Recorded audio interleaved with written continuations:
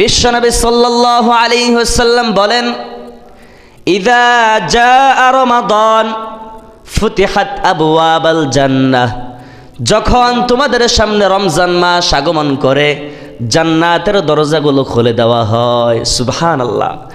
রমজান মাস যখনই আগমন করে, রমজানের চাঁদ যখনই উদিত হয়, তখনই জান্নাতের দরজাগুলো, রহমতের দরজাগুলো, আসমানের দরজাগুলোকে খুলে দেওয়া হয়।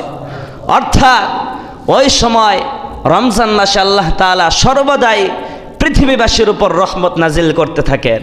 পৃথিবীর ভিতরে মানুষ নামে যারা আছে সবাই তো মানুষ, কিন্তু সবাই ঈমানদার না। আল্লাহ রাব্বুল আলামিন বলেছেন, ইয়া আইয়ুহাল্লাযীনা আমানু, যারা ঈমান এনেছ তাদেরকে লক্ষ্য করে বলেছেন, কুতিবা আলাইকুমুস সিয়াম, তোমাদের উপর রোজাকে ফরজ করা হয়েছে। এর দ্বারা বুঝতে পারি যারা আল্লাহ, রাসূল, আসমানি কিতাব, ফেরেশতা, জান্নাত, জাহান্নাম, আখিরাত এই সকল বিষয়ের উপর ঈমান আনে না, ঈমান রাখে না, তাদের উপর আল্লাহ তাআলা রোজাকে ফরজ করে নাই। রোজাকে তাদের উপরেই ফরজ করা হয়েছে যারা আল্লাহ এবং তার রাসূলের উপর বিশ্বাস রাখে। আমরা যেহেতু আল্লাহ এবং তার রাসূলের উপর বিশ্বাস রাখি, আমাদের উপর আল্লাহ রাব্বুল আলামিন রোজাকে ফরজ করেছেন। কুতিবা আলাইকুমুস সিয়াম, রোজাকে ফরজ করা হয়েছে তোমাদের উপর। কামা কুতিবা আলাল্লাযীনা মিন ক্বাবলিকুম, যেমনইভাবে ফরজ করা হয়েছিল তোমাদের পূর্ববর্তী জাতিদের উপর। এর পরের অংশে আল্লাহ রাব্বুল আলামিন বলেন, লাআল্লাকুম তাত্তাকুন, রোজাকে তোমাদের উপর ফরজ করা হয়েছে এই জন্য যাতে করে তোমরা মুত্তাকি হতে পারো, ক্ষুধাবিরু হতে পারো, তোমাদের অন্তরে আল্লাহর ভয় সৃষ্টি হয়। এই ভয় সৃষ্টি করার জন্য আল্লাহ তাআলা আমাদের উপর রোজাকে ফরজ করেছেন। কেমন ভয়? এই ভয়টা হচ্ছে, আমরা ওমর রাদিয়াল্লাহু তাআলা আনহুর জামানার দিকে তাকাই। ওমর রাদিয়াল্লাহু তাআলা আনহু রাতের অন্ধকারে বের হয়েছেন প্রজাদের খোঁজ খবর নেওয়ার জন্য। প্রায় সময় রাত্রিবেলা তিনি বের হয়ে, তিনি তো শাসক ছিলেন, রাত্রিবেলা তিনি বের হয়ে প্রজাদের খোঁজ খবর নিতেন। একটা বাড়ির পাশে তিনি চলার পথে একটা আওয়াজ শুনতে পেলেন। মা তার মেয়েকে বলছে, ওহে মেয়ে, বকরির দুধ দহন করা হয়েছে, এই দুধের সাথে তুমি পানি মিশ্রণ করো, যাতে করে দুধ বেশি হয়, আমরা বেশি টাকা উপার্জন করতে পারি। মা তার মেয়েকে এই পরামর্শ দিচ্ছে। মেয়ে মাকে উদ্দেশ্য করে বলে, ওহে মা, আপনি কি জানেন না হযরতে ওমর রাদিয়াল্লাহু তাআলা আনহু দুধে পানি মিশ্রণ করাকে দণ্ডনীয় অপরাধ হিসেবে ঘোষণা করেছেন? মা উদ্দেশ্য করে মেয়েকে বলে, অবশ্যই জানি ওমর রাদিয়াল্লাহু তাআলা আনহু এই রাষ্ট্রের ভিতরে ঘোষণা করেছেন দুধে পানি মিশ্রণ করা যাবে না। তবে শোনো, এই গহীন রাত্রিতে আমরা যদি পানি মিশ্রণ করি কেউ দেখবে না।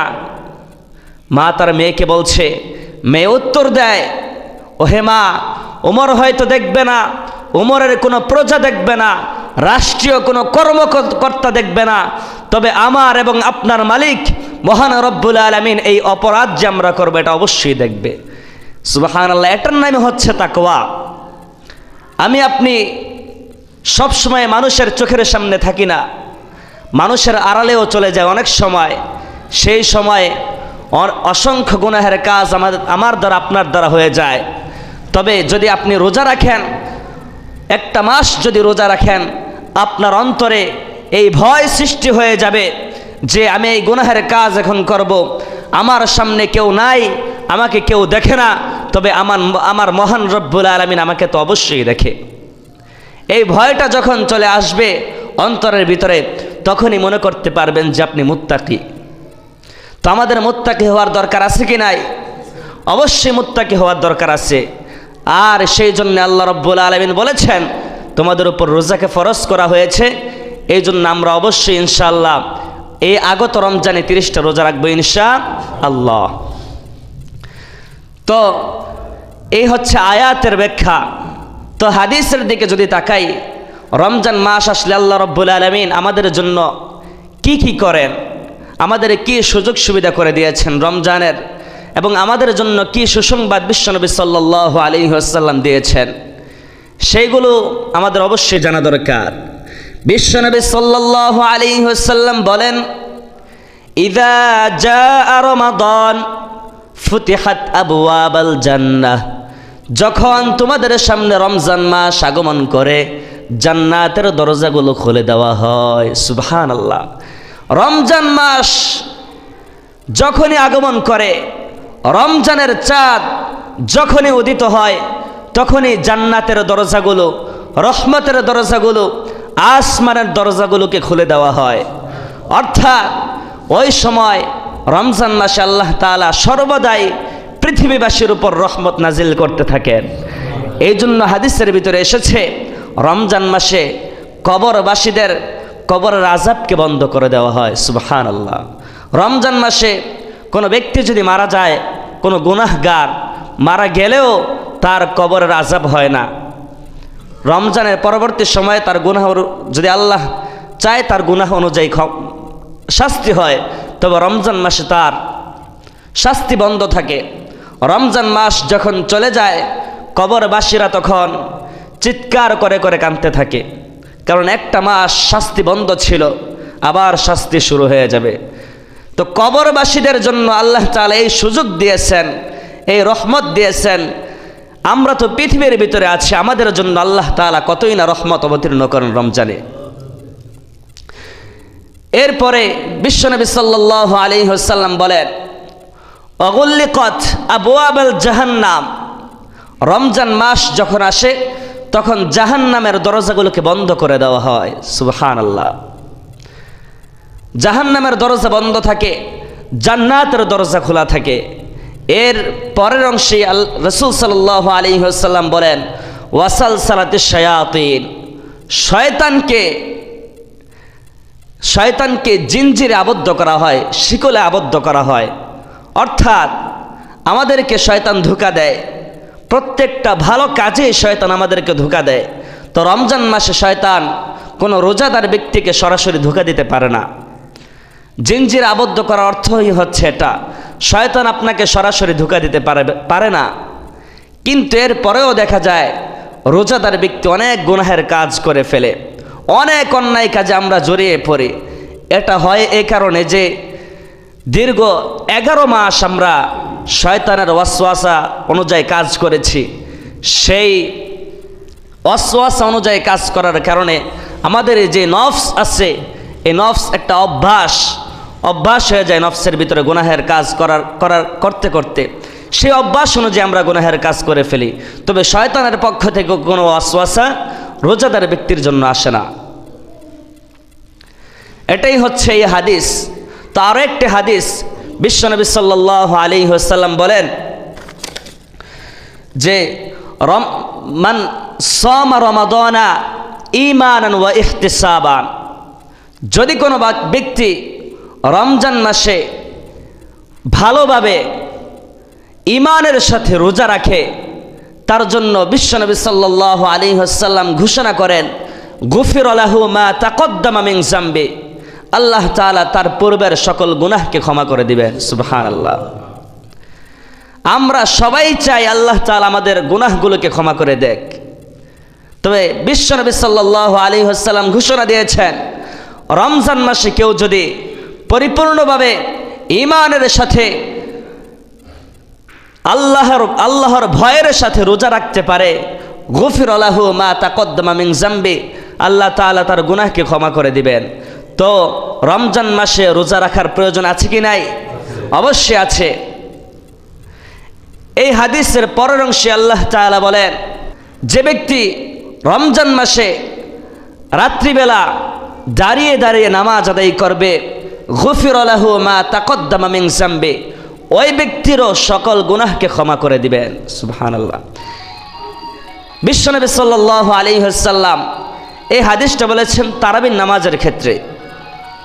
তারাবির নামাজ যদি কোনো বান্দা ঠিকভাবে ঈমানের সাথে পরিপূর্ণভাবে খুশুর সাথে ভালোভাবে যদি কেউ রমজান মাসে প্রত্যেকটা তারাবির নামাজ আদায় করতে পারে, আল্লাহ রাব্বুল আলামিন তার জীবনের সকল গুনাহকে ক্ষমা করে দিবেন। এই হাদিসের পরের অংশে বিশ্বনবী সাল্লাল্লাহু আলাইহি ওয়াসাল্লাম বলেন, ওয়ামান রমাদানা লাইলাতুল কদরে ওয়ামান কিয়ামা লাইলাতুল কদরে, যে বান্দা লাইলাতুল কদরে অর্থাৎ কদরের রাত্রিতে দাঁড়িয়ে দাঁড়িয়ে নামাজ আদায় করবে, গুফির লাহু মা তাকদ্দামা মিন যামবি, ওই ব্যক্তিরও জীবনের সকল গুনাহকে আল্লাহ রাব্বুল আলামিন ক্ষমা করে দিবেন। সুবহানাল্লাহ। তো আল্লাহ তাআলা হাদিসের প্রত্যেকটা পরতে পরতে ক্ষমার ঘোষণা দিয়েছেন, কিন্তু বান্দারা সেই কাজগুলো করতে চায় না। দেখা যায় রমজান মাসে প্রথম কয়েকটা রোজা রাখার পরেই অনেক রোজাদার ব্যক্তি রোজা না রেখে রমজান মাস অতিবাহিত করে। প্রথম কয়েকদিন তারাবি আদায় করার পরেই তারাবিকে ছেড়ে দেয়, এশার নামাজ পড়ে চলে যায়। আবার দেখা যায় রমজানের শেষের 10 দিনের বেজর রাত্রিতে লাইলাতুল কদর হওয়ার সম্ভাবনা বেশি থাকে। লাইলাতুল কদর হয়, তবে আমরা 27 রমজানকে নির্ধারিত করে রেখেছি, কিন্তু এটা উচিত নয়। রমজানের শেষের 10 দিনের প্রত্যেকটা রজনীতে অর্থাৎ বেজর রাত্রির প্রত্যেকটা রজনীতে বেশি বেশি করে ইবাদত করা। যদি আমরা এই কাজগুলো করতে পারি তাহলে আল্লাহ রাব্বুল আলামিন আমাদের গুনাহগুলোকে ক্ষমা করে দিবেন। আরেকটা বিষয় হচ্ছে, রমজান মাস হচ্ছে কোরআন নাজিলের মাস, আর এই কোরআন হচ্ছে এমন কোরআন, আল্লাহ রাব্বুল আলামিন বলেন, যালিকাল কিতাবু লা রাইবা ফীহি হুদাল লিল মুত্তাকিন। এটা হচ্ছে এমন কোরআন যেই কোরআনে কোনো প্রকার সন্দেহ নাই। এমন একটা কিতাব আমাদের মাঝে আছে, কিন্তু সেই কোরআন অনেকেই পড়তে জানে না, কোরআন বুঝতে জানি না। এক্ষেত্রে আমাদের অনেকের আফসোসও হয় না। রমজান মাস আপনি নিয়ত করেন, যদি আপনি কোরআন পড়তে পারেন তাহলে এই রমজান মাসে অন্ততপক্ষে একটা খতম দিবেন। যদি কোরআন পড়তে না জানেন, কোরআন পড়ার জন্য যা প্রয়োজন, কোরআন শিখার জন্য যা প্রয়োজন, অর্থাৎ সিপারা আমপারা যা আছে, কোরআন শিখার চেষ্টা করেন এই রমজান মাস। রমজান মাসে আপনারা আপনাদের ব্যস্ততাকে কমিয়ে দেন এবং বেশি বেশি করে আল্লাহর ইবাদতের চেষ্টা করেন। কারণ যদি কোনো ব্যক্তি রমজান মাসে একটা নফল ইবাদত করে, আল্লাহ রাব্বুল আলামিন ওই নফল ইবাদতকে ফরজ ইবাদতের সওয়াব দান করবেন। সুবহানাল্লাহ। একটা নফল ইবাদত করে ফরজ ইবাদতের সওয়াব আমরা পাই। আবার যদি আমরা ফরজ ইবাদত করি, ওই ফরজ ইবাদতের সওয়াবকেও আল্লাহ তাআলা অনেক গুণে বৃদ্ধি করে দিবেন। তো এই অফারগুলো আল্লাহ তাআলা আমাদেরকে দিয়েছেন, এই অফারগুলো আমরা নিতে চাই না। হাদিস শরীফে এসেছে যে মান ক্বরাআ হারফান মিন কিতাবিল্লাহ ফালাহু বিহি হাসানা ওয়াল হাসানাতু বিআশরি আমসালিহা। যে ব্যক্তি কোরআনুল কারীমের একটা হরফ পাঠ করবে, আল্লাহ তাআলা তার জন্য 10টা নেকি লিখবেন। সুবহানাল্লাহ। আর যদি রমজান মাসে কোরআনুল কারীমের একটা হরফ পাঠ করেন তাহলে আল্লাহ তাআলা আপনার জন্য 70টা নেকি লিখবেন। তো রমজান মাসে যত নেক কাজ করব, প্রত্যেকটা নেক কাজেই আমাদের সওয়াব বেশি বেশি করে আল্লাহ তাআলা দিবেন।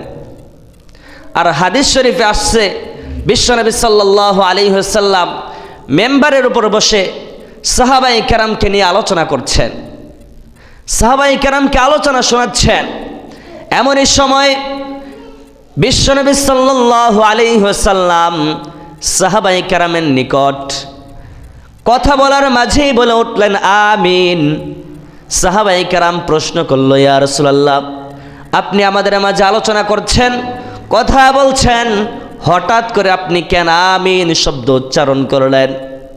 বিশ্বনবী সাল্লাল্লাহু আলাইহি ওয়াসাল্লাম বলেন, ওহে লোকেরা শোনো, তোমাদের মাঝে যখন আমি আলোচনা করতেছিলাম, এমনই সময় আমার নিকট জিব্রাইল আলাইহিস সালাম এসেছে। জিব্রাইল এসে আমাকে ঘোষণা দিয়েছে, যে ব্যক্তি রমজান মাস পাইল আর নিজের গুনাহগুলোকে ক্ষমা করাতে পারল না, তার জন্য আল্লাহ রাব্বুল আলামিনের ধ্বংস। নাউজুবিল্লাহ। বিশ্বনবী সাল্লাল্লাহু আলাইহি ওয়াসাল্লাম যখন জিব্রাইলের মুখ থেকে এই শব্দটা শুনলেন তখন আমিন বললেন। অর্থাৎ যদি কোনো ব্যক্তি রমজান মাস পায় আর পাওয়ার পরে যদি তার গুনাহগুলোকে ক্ষমা করাতে না পারে, তাহলে ওই ব্যক্তির চাইতে ধ্বংসপ্রাপ্ত ব্যক্তি পৃথিবীর বুকে আর নাই। এই জন্য বেশি বেশি করে আল্লাহর নিকট ক্ষমা চাওয়া রমজান মাসে, তাহাজ্জুদের নামাজ আদায় করা। আমরা সবাই সেহরির সময় উঠি, সেহরি খাওয়ার পরে 2 রাকাত পারেন বা 4 রাকাত পারেন, নামাজ আদায় করেন, তাহাজ্জুদ আদায় করুন। যদি তাহাজ্জুদ আদায় করেন আর তাহাজ্জুদের মাধ্যমে আল্লাহ তাআলার নৈকট্য সহজে অর্জন করা যায়। তাহাজ্জুদ আদায় করে জীবনের গুনাহের জন্য আল্লাহর কাছে তওবা করেন, অবশ্যই আল্লাহ রাব্বুল আলামিন আমাকে আপনাকে ক্ষমা করে দিবে। আরও একটা বিষয়, সেটা হচ্ছে কোরআনুল কারীম তেলাওয়াতের প্রসঙ্গ বলতেছিলাম যে কোরআনুল কারীম এটা শুধু কিতাব নয়, এটা হচ্ছে আমাদের পূর্ণাঙ্গ জীবন ব্যবস্থা। এই কোরআনুল কারীম যত পড়বেন তত তো সওয়াব রয়েছে, পাশাপাশি কোরআনুল কারীম হচ্ছে মানব জাতির জন্য শেফা। আল্লাহ তাআলা বলেন, ওয়া নুনাজ্জিলু মিনাল কুরআনি মা হুয়া শিফা। এই কোরআন আমি অবতীর্ণ করেছি মানুষের জন্য রোগ মুক্তির কারণ হিসেবে, মানুষের জন্য শিফা।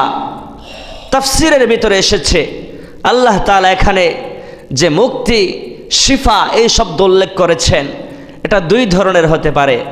একটা হচ্ছে মানুষের আত্মিক যে রোগ রয়েছে, কোনো ব্যক্তির ভিতরে যদি নেফাকি থাকে, মুনাফিকি থাকে, খারাপ জিনিস থাকে, খারাপ কথা বলার অভ্যাস থাকে, বা যত ধরনের অন্যায় কাজ থাকে, সে যদি কোরআনুল কারীম তেলাওয়াত করে, আল্লাহ রাব্বুল আলামিন এই কোরআনুল কারীম তেলাওয়াতের মাধ্যমে তার সকল অন্যায় কাজগুলোকে তার ভিতর থেকে দূর করে দেবেন। সুবহানাল্লাহ। তাফসীরের ভিতরে আরও একটি ব্যাখ্যা হচ্ছে, এই কোরআনুল কারীম হচ্ছে মানুষের রোগ মুক্তির কারণ। এই কোরআনুল কারীম পরে যদি পানিতে ফু দিয়ে পান করে, আল্লাহ রাব্বুল আলামিন এই কোরআনুল কারীমের উসিলা করে তার রোগকে দূর করে দেন। অনেকের হয়তো বিশ্বাস নাও হতে পারে, তবে হাদিসের ভিতরে এসেছে বিশ্বনবী সাল্লাল্লাহু আলাইহি ওয়াসাল্লাম একদল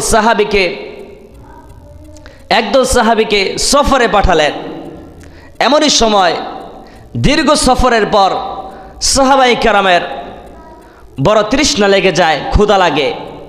সাহাবায়ে কেরাম একটা বেদুইনদের এলাকায় গিয়ে খাবার চায়। তো বেদুইনগণ দেখছে যে এরা হলো মুহাম্মাদের অনুসারী, মুহাম্মাদের কালিমাকে তারা গ্রহণ করেছে, এই জন্য বেদুইনগণ সাহাবায়ে কেরামকে তাড়িয়ে দেয়।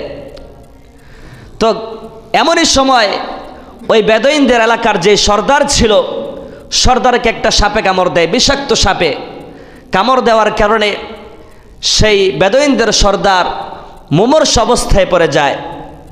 তো বেদুইনগণ এলাকায় সাপের বিষ নামাতে পারে এমন লোকদেরকে খোঁজাখুঁজি শুরু করলো, কিন্তু কোথাও ওই সময় তো কোনো হসপিটাল ছিল না যে ভ্যাকসিন গ্রহণ করবে।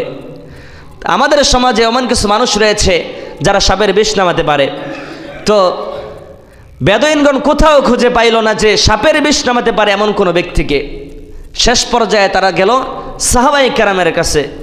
সাহাবায়ে কেরামের কাছে যাওয়ার পরে তারা বলতেছে যে আমাদের সর্দারকে সাপে কামড় দিয়েছে, তোমাদের মাঝে এমন কেউ কি আছে যে সাপের বিষ নামাতে পারে? সাহাবীদের মধ্য থেকে হযরতে আবু যর রাদিয়াল্লাহু তাআলা আনহু দাঁড়িয়ে গেলেন এবং বললেন যে কিছুক্ষণ পূর্বে আমরা যখন তোমাদের কাছে খাবার চেয়েছিলাম, তখন তোমরা আমাদেরকে তাড়িয়ে দিয়েছিলে মুহাম্মাদের অনুসারী বলে। আমরা কোরআন পড়ে, কোরআন মানে ইসলাম ধর্ম গ্রহণ করেছি, এই জন্য তোমরা আমাদেরকে খাবার দাও নাই। সুতরাং এখন তোমাদের সর্দারকে আমরা সুস্থ করে তুলতে পারি, তবে আমাদেরকে পারিশ্রমিক দিতে হবে। শেষ তাফসীরের ভিতরে এসেছে শেষ পর্যায়ে পারিশ্রমিক নির্ধারণ হলো 30টা ভেড়া। সাহাবায়ে কেরাম আসলেন, আসার পরে পবিত্র কোরআনুল কারীমের একটা সূরাতুল ফাতিহা তেলাওয়াত করলেন। তেলাওয়াত করে ওই সাপে কাটার স্থানে ফু দিলেন। ফু দেওয়ার সাথে সাথে ওই মুমূর্ষ ব্যক্তি হঠাৎ দাঁড়িয়ে গিয়ে হাঁটতে শুরু করলো। এমন হলো যে তাকে যেন সাপেই কামড় দেয় না। সুবহানাল্লাহ। এটাই হচ্ছে কোরআনের পাওয়ার, এটাই হচ্ছে কোরআনের পাওয়ার। এর দ্বারা এই হাদিস থেকে আমরা বুঝতে পারি যে আল্লাহ রাব্বুল আলামিন যে বলেছেন ওয়া নুনাজ্জিলু মিনাল কুরআনি মা হুয়া শিফা, এই কোরআনকে আমি নাজিল করেছি মানব জাতির রোগ মুক্তির কারণ হিসেবে। এর কি প্রমাণ পাওয়া গেল কি গেল না? অবশ্যই আমরা প্রমাণ পেয়েছি। এই জন্য আমাদের উচিত কোরআনমুখী হওয়া, কোরআনমুখী হওয়া আমাদের উচিত। বেশি বেশি করে কোরআন তেলাওয়াত করা, যারা কোরআন পড়তে পারেন পাশাপাশি কোরআনের অনুবাদ পড়া, কোরআন আল্লাহ রাব্বুল আলামিন কি বলেছে এই জিনিসগুলো আমাদেরকে বোঝা। দিনে অন্তত একটি হাদিস পড়েন, বাংলা হাদিস। ছোট ছোট যে সূরা রয়েছে রমজান মাসে টার্গেট করেন। নামাজের ভিতরে আমরা কি পড়ি? আলহামদুলিল্লাহ সূরা আল্লাহ তাআলা কি বলেছে, সূরা নাস, সূরা ফালাক, সূরা ইখলাস, এই সূরাগুলোতে আল্লাহ তাআলা কি বলেছে আমরা তো মুখস্থ তেলাওয়াত করি। আল্লাহ তাআলা কি বলেছে এগুলো জানি না। আপনি যদি এই অর্থগুলো মুখস্থ করতে পারেন নামাজে বড় স্বাদ পাবেন। অর্থগুলো যদি মুখস্থ করতে পারেন, যখন নামাজে দাঁড়াবেন অর্থের দিকে খেয়াল যাবে। আল্লাহ তাআলা এই আয়াতের ভিতরে এইগুলো নিয়ে আলোচনা করেছেন, এইগুলো বলেছেন। আল্লাহ তাআলার আয়াতের অর্থ আপনার জেহেনে আসবে, তখন আর মাথার ভিতরে বাহিরের চিন্তা আসবে না। এই জন্য যাদের সম্ভব হয় রমজান মাসে বেশি বেশি তেলাওয়াত করবেন। পাশাপাশি যে সূরাগুলো আমরা প্রতিনিয়ত তেলাওয়াত করি এই সূরাগুলোর অর্থ জানার চেষ্টা করবেন। আজকে যা কিছু আলোচনা করলাম আল্লাহ রাব্বুল আলামিন এর উপর আমল করার তৌফিক দান করুক, আমিন। ওয়া আখির দাওয়ানা আলহামদুলিল্লাহি রাব্বিল আলামিন। যারা সুন্নত পড়েন নাই সুন্নত পড়ে নিন।